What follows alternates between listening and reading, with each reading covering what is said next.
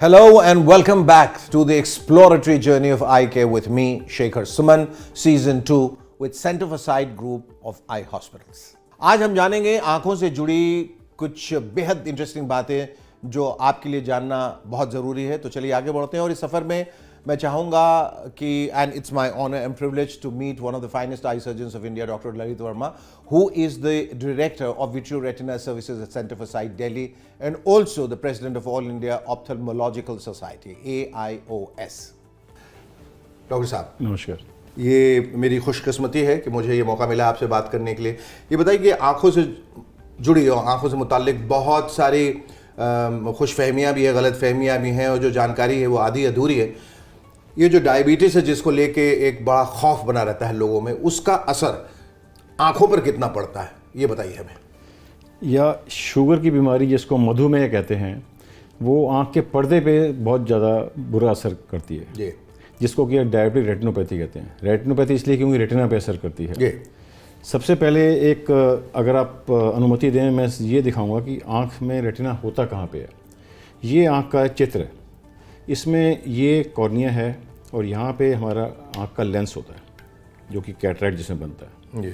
और ये आँख की जो लेयर है ये वाली आँख का पर्दा है।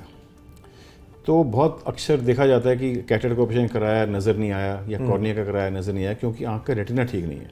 हम सब लोग को ये जान लेना चाहिए कि हमारी जो नज़र है आँख एक जरिया है, सिर्फ दिखता हमें ब्रेन से।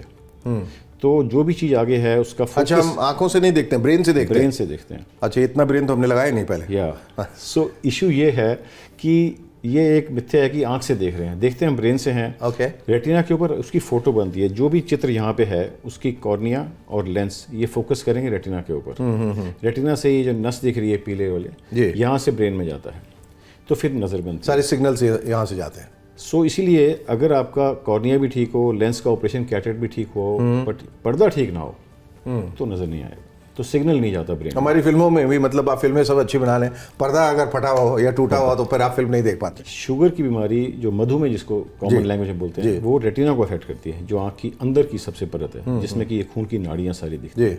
हमारे देश में आपको जान के हैरानगी होगी 77 मिलियन डायबिटिक्स हैं इस वक्त।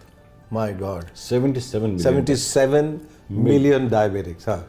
सो इनमें से देखा गया है कि 25% लोगों को डायबिटिक रेटिनोपैथी होती है। Okay. Which is a huge figure, frightening figure. Frightening. So the tragedy is lot of these people do not come for checkup. जी जी जी। दूसरी ट्रेजेडी ये होती है कि लोग ये सोचते हैं कि 50 साल के हो गए, चश्मा लगा रहे हैं तो थोड़ा मोतिया आ गया, सफ़ेद मोतिया आ गया या काला मोतिया आ गया, लेकिन पर्दे का कोई चेक नहीं कराते। तो इसलिए आजकल हमने सब को ये कहना शुरू कर दिया है, before you go for cataract surgery also, सफ़ेद मोतिया ऑपरेशन से पहले भी आँख का पर्दा चेक कराएं, पहले वो चेक कराएं, जरूर चेक कराएं। जैसे ही आपको पता चलता है दिस वे और that way that you're diabetic, तो सबसे पहले और चीज़ें तो आप चेक कराएं ना कराएं, आंखों को सबसे पहले चेक कराना चाहिए कि इसका असर आंखों पे कितना हुआ है। इमीडिएटली विद दीज ये आंखें जो है वो हमारे जितने भी अंग उसमें ये विशेष बहुत एक महत्व रखता है, बिकॉज अगर दुनिया ही आपके अंधकार में चली गई तो फिर आप बिल्कुल ठीक बोला आपने। जान है जहान है, आंखें हैं तो जहान है, दिखता नहीं है उसकी वजह से। पहले आज से तकरीबन 20 साल पहले जनरल पॉपुलेशन के अंदर डायबिटीज़ 2% होती थी सिर्फ। आज 12% पॉपुलेशन डायबिटीज। वजह because of westernization of diet. सब लोग पिज़्ज़ा बर्गर खा खा के सबके वेट बढ़ रहे हैं, उससे टाइप 2 डायबिटीज़ बढ़ रही है। हाँ। और वो Americans are becoming Indian becoming. ये देखिए कैसी विडम्बना है, जो हमने पूरी दुनिया को सिखाया वो दुनिया ने सीख लिया और हम खुद भूल गए।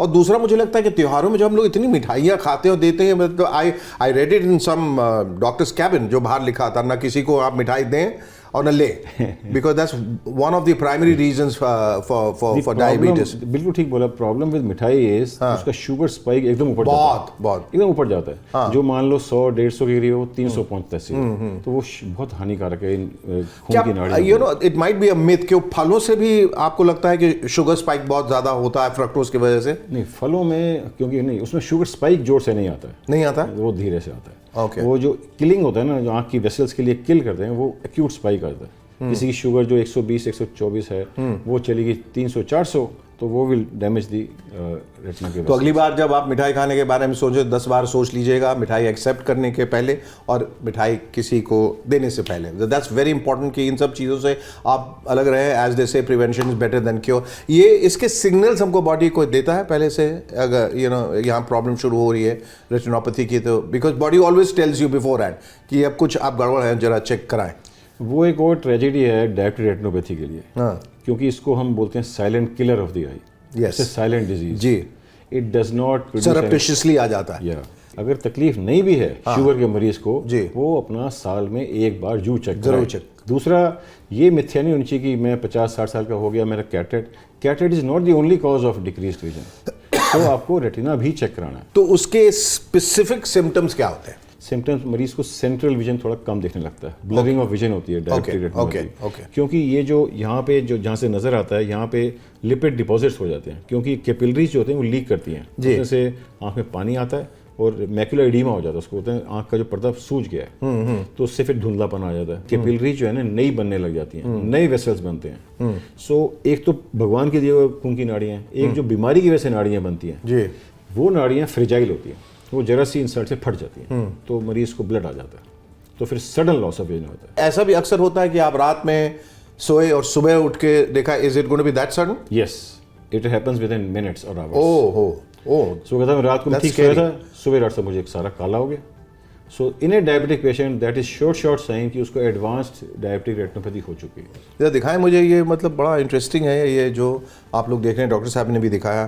तो यहाँ जो एक समझ लीजिए कि चलचित्र का पर्दा है और यहाँ जो कोशिकाएं हैं और नाड़ियाँ हैं, यहाँ सारा कुछ जब प्रॉब्लम होता है तो फिर आपकी नज़रें आपको धोखा देने लगती हैं और आप अपने आप को धोखा देने लगते हैं कि नहीं नहीं ठीक है, पानी डाल लिया या आई ड्रॉप्स डाल लिए, आगे बढ़े, कल ठीक करा लेंगे। एक ही कोई तरीका है इसको ठीक करने का कि इसको कोई विकल्प भी है इसके उपचार के? उपचार क्या क्या आजकल टेक्नोलॉजी, जैसे आप कह रहे हैं इतनी ज़्यादा एडवांसमेंट हो गया है टेक्नोलॉजी का, जब अर्ली स्टेज आती है, जबकि यहाँ पे मैक्युलर एडीमा है, पर्दे में सोजिश है, तो हम लोग आँख में इंजेक्शन लगा देते हैं।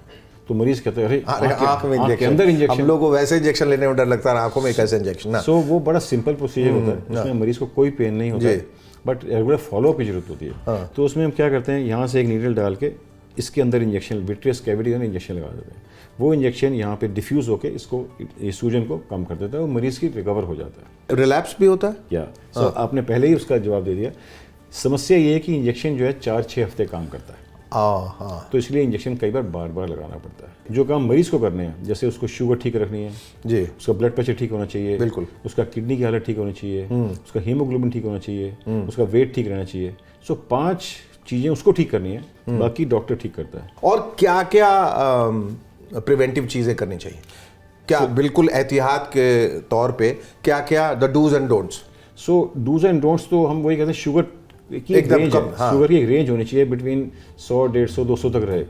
और दूसरा, फ्लक्चुएशन कम होनी चाहिए। दूसरी बात यह कि स्पाइक्स बहुत नहीं आनी चाहिए, यह ना हो कि कभी शुगर 70 हो गई फिर 400 हो गई। ये जो स्पाइक्स है ना, वो डेंजरस है। दूसरा जो फैक्टर है ब्लड प्रेशर का है, ब्लड प्रेशर भी नाड़ियों की बीमारी है, वो भी कंट्रोल में रहना चाहिए।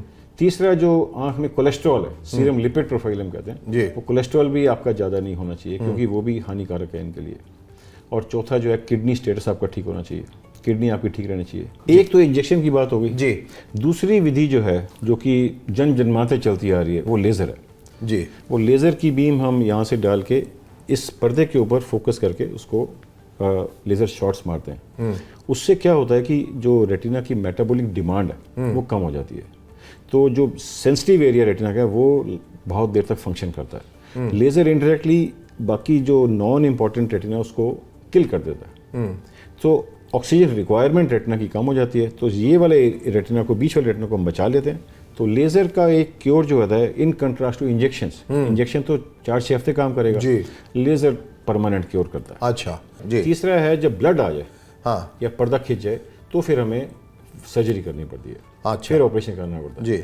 वो ऑपरेशन जो MIVS या माइक्रोविजन विट्रियस सर्जरी बोलते हैं, वो भी आजकल टेक्नोलॉजी के हिसाब से काफ़ी सिंपल हो गई है, बट प्रोवाइडेड मरीज जल्दी आ जाए। सो डायबिटीज जिससे हम बात करते हैं, हेड टू टो डिजीज है जी। डायबिटीज पलक को भी इफेक्ट कर सकती है, इन्फेक्शन ज़्यादा होता है। डायबिटीज के मरीजों में कैटरेक्ट थोड़ा जल्दी आ जाता है। डायबिटीज़ की वजह से काला मोतिया बनने की संभावना थोड़ी ज़्यादा हो जाती है। डायबिटीज़ की वजह से आँख की जो नस है वो भी कभी कभी डैमेज हो जाती है, क्योंकि ये वैस्कुलर डिजीज़ है। खून की नाड़ियाँ जहाँ जहाँ होंगी वहाँ हो सकती है। तो ब्लड सप्लाई तो हर जगह है, तो जहाँ जहाँ खून की नाड़ियाँ होंगी वहाँ पे डायबिटीज़ का आ सकता है। कि ये 5 चीज़ जो हम बार बार बोल रहे हैं, sugar, blood pressure, kidney status, haemoglobin और लिपिड लेवल्स, ये कंट्रोल करेगा तो ज़िंदगी भर अच्छा दिखेगा। बहुत सारी जानकारी आपने दे दी, हम सबकी लिटरली आंखें खुल गई हैं इस मामले में, और आंखों को खोल के ही हमें जीवन में आगे चलना हो, और इतना हमेशा ध्यान में रखना, और ये कहने की भी ज़रूरत नहीं है, आप लोग जानकार लोग हैं तो आंखें हैं तो जहान है। अगर जहान ही अंधकार से भर गया तो फिर इस जीवन में क्या रखा है। इसलिए अपने आंखों का ख्याल रखिए, अपने सेहत का ख्याल रखिए। वक्त पे उपचार किया गया, वक्त पे, इन टाइम, ये अगर आपने किया तो बहुत सारी बीमारियां होंगी ही नहीं, और होंगी भी तो वो जल्दी ठीक हो जाएंगे। Thank you so much doctor साहब, आपसे मिलकर बहुत बहुत अच्छा लगा, और उम्मीद करते हैं कि आप ऐसे ही जो है लोगों का ज्ञान बढ़ाते रहेंगे, और उनकी जो है चक्षुएं जो है वो खोलते रहेंगे। आगे आने वाले वक्त में आप देखेंगे कि इनकी बातें सुनकर आप लोगों को कितना फ़ायदा पहुंचा। Thank you so much once again, and thank you all.